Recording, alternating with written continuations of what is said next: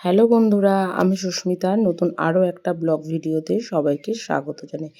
নতুন আরও একটা দিন তোমাদের সাথে শুরু করলাম। কে কোথা থেকে ভিডিওটা দেখছো এবং কেমন আছো অবশ্যই কিন্তু কমেন্ট করে জানিও। তো আগের দিন রাতে ঝড় জলে, প্রচণ্ড ঝড়ে সমস্ত টব যা গাছ টাছ ছিল অনেক কিছুই কিন্তু উল্টে পাল্টে গেছে।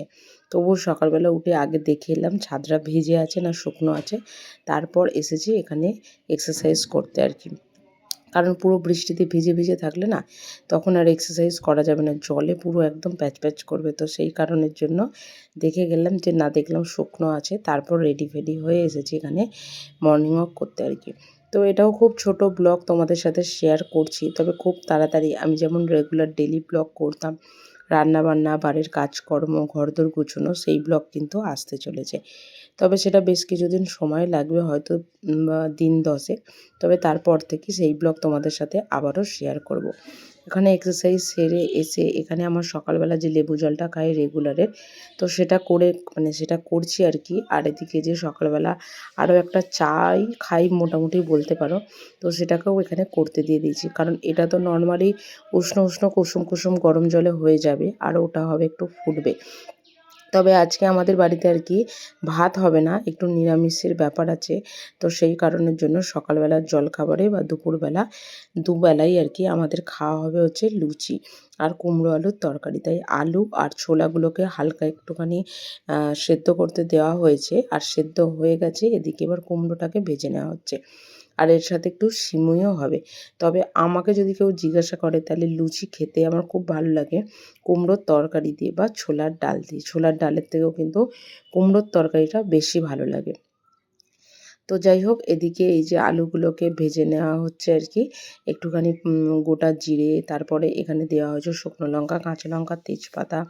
আর এদিকে আগে থেকে সেদ্ধ করে রাখা ছোলাগুলোকেও একটু আলাদা করে নেওয়া হয়েছিল, তো সেগুলোকেও এখানে আর কি ভেজে নেওয়া হচ্ছে। আর কুমড়োটা তো আগে থেকে ভেজে নেওয়া হয়ে গেছে আর কি।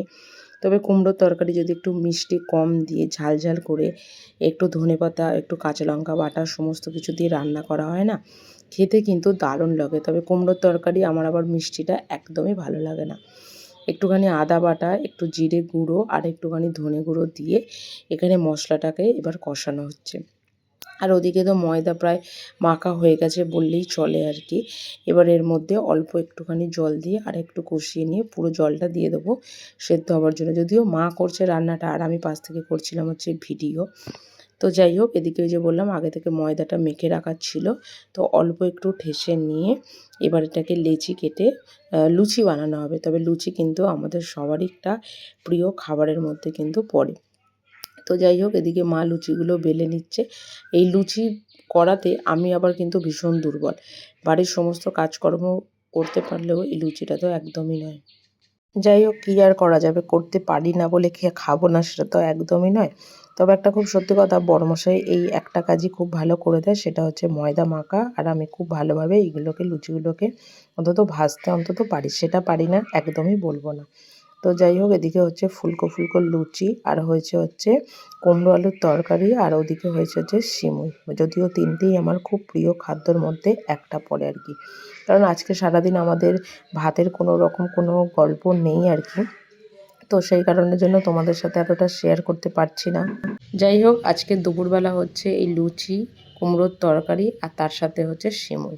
তো চলো, আজকের ব্লগটা এখানে শেষ করছি। ছোট্ট একটা ব্লগ তোমাদের সাথে শেয়ার করলাম, খুব ছোট ছোট পার্টেই তোমাদের সাথে শেয়ার করতে পারছি।